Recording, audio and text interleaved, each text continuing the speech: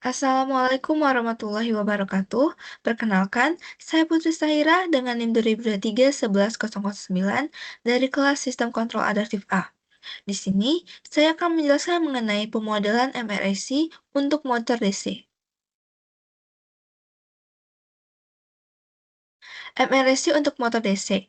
Motor DC banyak digunakan dalam industri karena keunggulannya dalam pengendalian kecepatan. Namun, tantangan utama yang dihadapi adalah ketidakpastian parameter yang dapat mempengaruhi kinerja sistem kontrol. Untuk mengatasi masalah ini, diperlukan sistem kontrol adaptif yang dapat menyesuaikan diri dengan perubahan parameter secara real-time.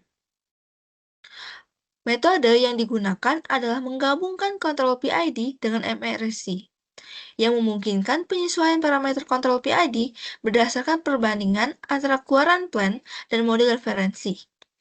Hasil simulasi menunjukkan bahwa controller yang dirancang dapat mengendalikan motor DC dengan baik, meskipun terjadi perubahan pada konstanta parameter kontrol.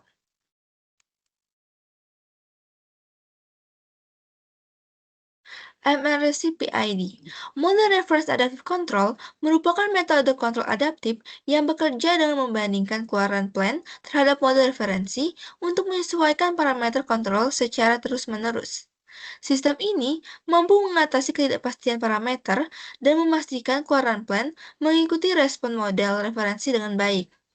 Dalam MRIC, penyesuaian parameter dilakukan menggunakan metode MIT rule atau metode kestabilan, sehingga sistem dapat beradaptasi terhadap perubahan dinamika plan.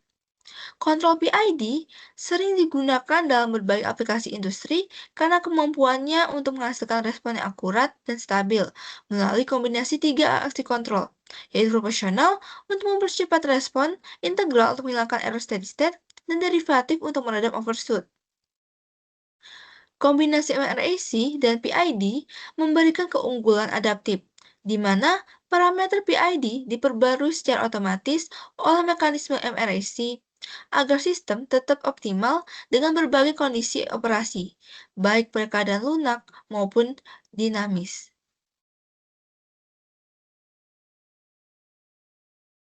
Di sini adalah prinsip kerja MRAC, di mana skema sistem MRAC terdapat dua loop. Loop pertama adalah loop umpan balik. Umpan balik normal antara output, proses, dan controller. Sedangkan loop kedua adalah loop yang digunakan untuk melakukan mekanisme pengaturan parameter controller. Pada loop kedua ini, dilakukan proses untuk update parameter-parameter controller maupun parameter plan, sesuai dengan skema adaptif yang digunakan. Pengaturan dilakukan dengan meminimalkan sinyal error, sehingga keluaran sistem Y akan sesuai dengan keluaran model referensi YM. Jadi di sini keluaran proses yaitu Y akan masuk ke mekanisme adaptasi, begitu pula dengan keluaran model YM. Di sini akan diproses sehingga kita akan mendapatkan parameter controller. Para parameter controller yang baru ini akan masuk ke dalam controller yang nantinya akan dimasukkan ke plan dan menghasilkan output yang baru, di mana outputnya nanti akan menyesuaikan dengan modelnya.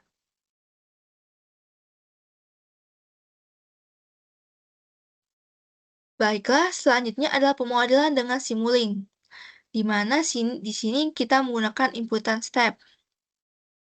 Sistem ini dirancang agar keluaran motor dapat mengikuti perilaku dan model referensi secara otomatis. Sinyal masukan berasal dari blok step. Model referensi direpresentasikan oleh blok transfer function. Di sini kita lihat ada transfer function-nya di sini. Ini adalah untuk blok referensinya yang akan menambahkan sifat ideal yang kita inginkan atau set point-nya. Sedangkan untuk model resistnya sendiri akan dimodelkan dengan transfer function lainnya di sini. Dan nantinya akan kita teruskan ke produk. Jadi, sistem MRC ini terdiri dari tiga jalur utama yang mewakili mekanisme kontrol PID adaptif. Yang pertama itu ada proporsional, kemudian di tengah itu integral, dan ketiga itu derivatif. Jalur proporsional menggunakan penguatan sebesar 170 untuk mempercepat respon sistem. terhadap error yang ada. Lalu, untuk jalur integral sendiri, gain yang kita berikan adalah 135 yang berfungsi untuk menghilangkan error steady state yang sudah ada. Selanjutnya, untuk jalur derivatif, itu menggunakan gainnya tuh 20, digunakan untuk mengantisipasi perubahan dan juga untuk meredam overshoot. Ketiga sinyal ini nantinya akan dijumlahkan di summing point, yang mana akan menghasilkan sinyal kendali yang akan diberikan ke plan yaitu motor DC. Proses adaptasi ini dilakukan dengan menghitung perbedaan antara keluaran model dan keluaran plan.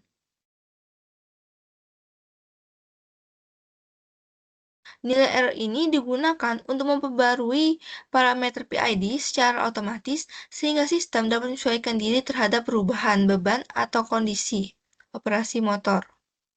Hasilnya nanti akan keluar di scoop.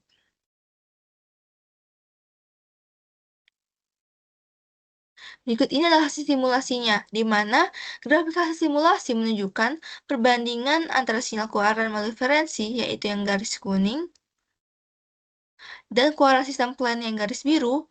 Pada sistem kontrol adaptif, terlihat bahwa model referensi merespon input dengan sangat cepat tanpa overshoot dan mencapai kondisi tunak sekitar waktu 0,3 detik.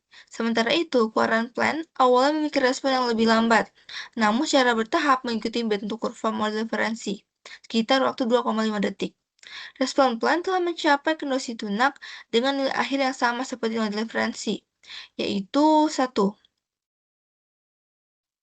Tanpa adanya error steady state, hal ini menunjukkan bahwa mekanisme kontrol adaptif bekerja secara efektif dalam menyesuaikan parameter sistem, sehingga keluaran plan mampu meniru perilaku model referensi dengan baik, menghasilkan sistem yang stabil, akurat, dan adaptif terhadap perubahan dinamikanya.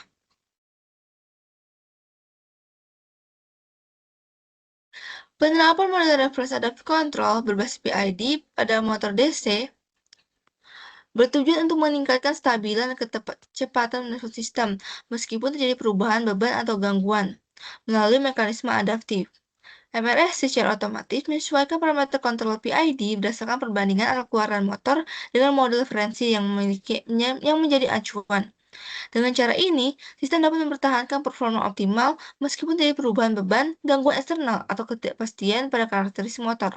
Kombinasi ini membuat sistem mampu menjaga kecepatan motor tetap konstan, menghilangkan error steady state, serta memperbaiki performa dinamis. Dengan demikian, MRI CPID terbukti efektif dalam meningkatkan efisiensi dan ketepatan mengendalikan motor DC di berbagai kondisi operasi. Berikut ini daftar pustaka yang saya gunakan.